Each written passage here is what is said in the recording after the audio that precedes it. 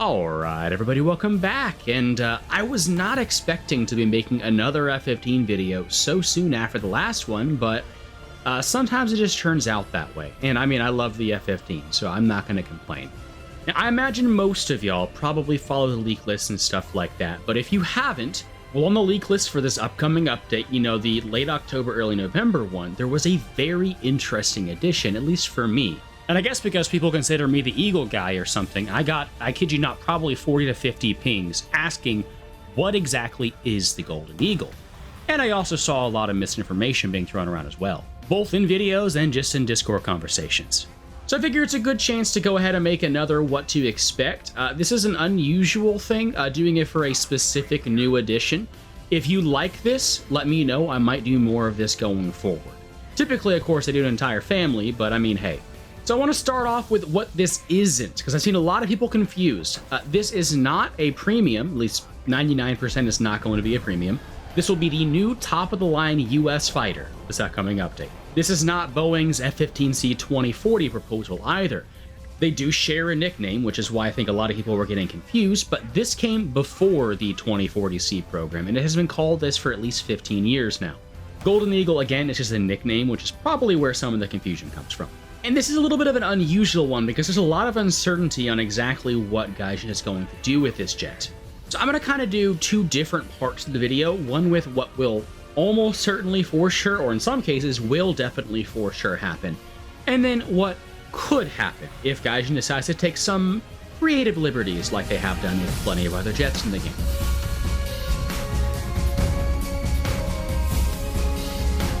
So the long and short of this, for most people, is that this is an F-15C with an AESA radar. If you don't know what that is, it's an active, electronically scanned array, and the important thing for War Thunder is that electronically scanned array part. Because in War Thunder, at least, PESA and AESA are basically the same thing. Basically, my radar in the background is scanning back and forth, up and down, and so that means there is a delay between every update, and for some reason for the past few patches, mechanically scanned radar, such as the Eurofighter, the F-15, the F-18, all of them, to be quite frank, have kind of sucked. There's a lot of ghosting, the radar doesn't actually follow the target half the time, sometimes it just won't even pick up anything at all until it's way too close, and it's just not a very good experience. Now, if you've used the Su-30 SM, or the Rafale, or the F-2, you will have a very different experience, because these radars, every 0.1 seconds, even when they're not scanning that area, they will go back and they will update the position of the target. Also, unlike my radar, where if the target isn't inside the scan zone, it's not going to pick it up or track it, it tracks that as well. This, in and of itself, is a gigantic advantage in terms of situational awareness. It also helps a bit when it comes to the data link of your missiles as well, because it's getting proper updates if it does lose its target. The Golden Eagle has the AN/APG-63 V3. As you can see here, unlike some of these super modern AESA radars, it can't actually move its dish in addition to actively scanning, so it does have a little bit more limited coverage compared to something like the new Eurofighter radar, for example. But for War Thunder purposes, this will be a straight upgrade, because the existing radar also has 60 degrees of scan to either side. Should be the same for the new radar. This one change alone will make it a lot better, but there is another one that I am hoping will happen. Though this doesn't happen every single time, on a semi-regular occasion, you will have cases like this where a superior, flight model for 1v1, like the J-10 in this case, but especially stuff like the Rafale, the Eurofighter, will focus you down, and there's really not much you can do. But with some help from Squishface, which, if you know him, he's the guy that actually helped get the Rafale nerfed, I made a bug report on the F-15C's flight model last week. Turns out that the F-15C is overall underperforming. The amount depends on speed and altitude, but in some cases up to 20%. Now, Squish only tested at sea level and at 3 kilometers for me, but at 3 kilometers, for example, it straight up could not hit its maximum sustained turn rate that it should be able to, even at high speeds. Gaijin tends to avoid fixing stuff until they add a new vehicle that uses it, and since they're adding a new F-15C, I think it's very likely that we might actually get that flight model fix. It would still be an improvement over the existing options, even without that. The F-15C's flight model is good enough for Air RB, but it would help a lot if this does go through. Another upgrade, especially for these sim enjoyers here, is it should actually get access to an IRST pod, the Legion IRST pod. This has been integrated in the last few years, and once Gaijin starts allowing planes like the Eurofighter and Rafale to guide their radar missiles with IR, well, the F-15 will be able to do the exact same thing with that IRST pod.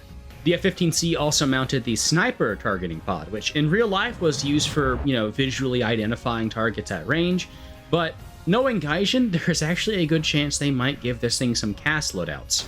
So if you see the F-15C with laser-guided bombs on the dev server, well, you'll know why. And another thing for my sim enjoyers is the cockpit was also changed to actually show that sniper display. And so you're going to have a massive screen just stuck on the right side of it.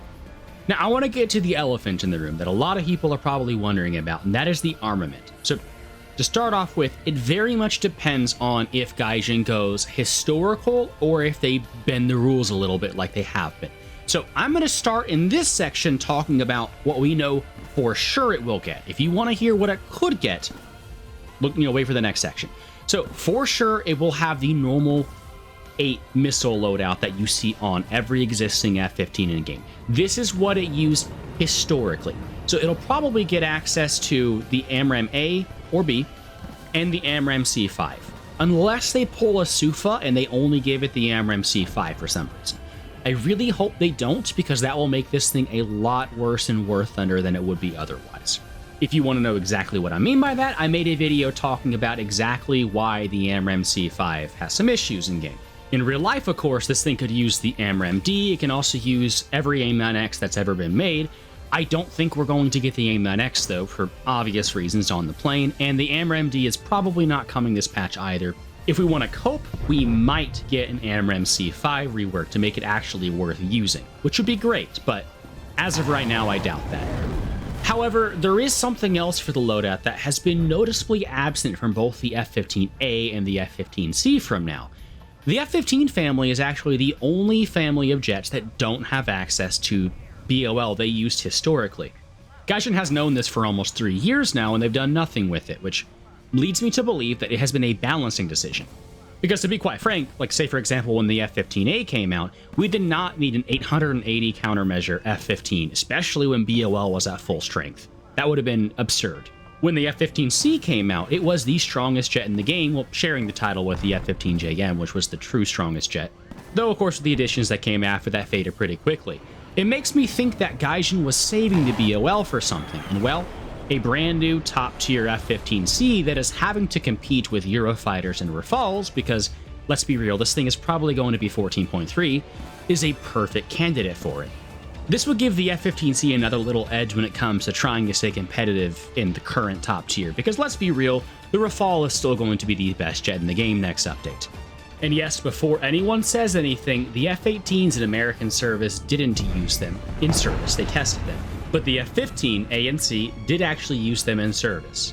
So there shouldn't be any issues there with Gaijin. So if we get what I expect, we'll get an F-15C with an improved flight model, one of the best radars in the game, IRST, and 880 countermeasures, with the use of BOL.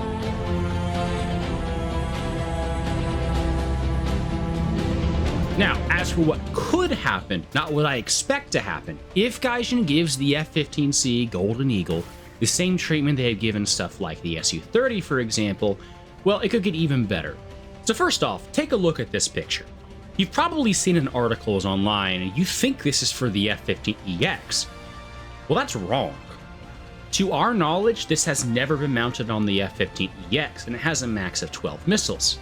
You also might notice that it only has one wing pylon, and that is because if you take a look at the cockpit, this is an F-15C. This was a proposal Boeing made originally for that F-15C 2040 program that I was talking earlier, and then later on for the Air National Guard's Persistent Air Dominance Enabler. Now, as far as I'm aware, this was just done to show that it could do it and hasn't actually been programmed. But if Gaijin is willing to give the Su-27SM and Su-30SM twin racks on the belly that are an Su-35 exclusive and haven't actually been used on those planes, then it's possible that Gaijin could give the F-15C these racks. If that's the case, then we could have either 12 or 16 missiles, depending on what Gaijin decides to do. Again, I don't expect it, but it is a possibility. You never know with Gaijin. If they decided to give the wing racks, for example, that would bring it up to par with the Su-30 in terms of how many missiles it can carry.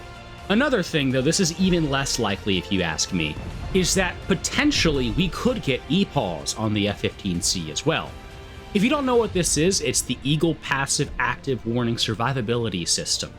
Mouthful, I know. But it's the new electronic warfare system that is being retrofitted to F-15Es and is also coming equipped on the F-15EX. Now, originally the F-15C was intended to get this as well, but since the Air Force decided to purchase the F-15EX instead of running the F-15C even longer, that is no longer the case. However, there are documents that show 2 F-15Cs were equipped with EPAWSS. By Gaijin's logic, that is enough for it to get in the game.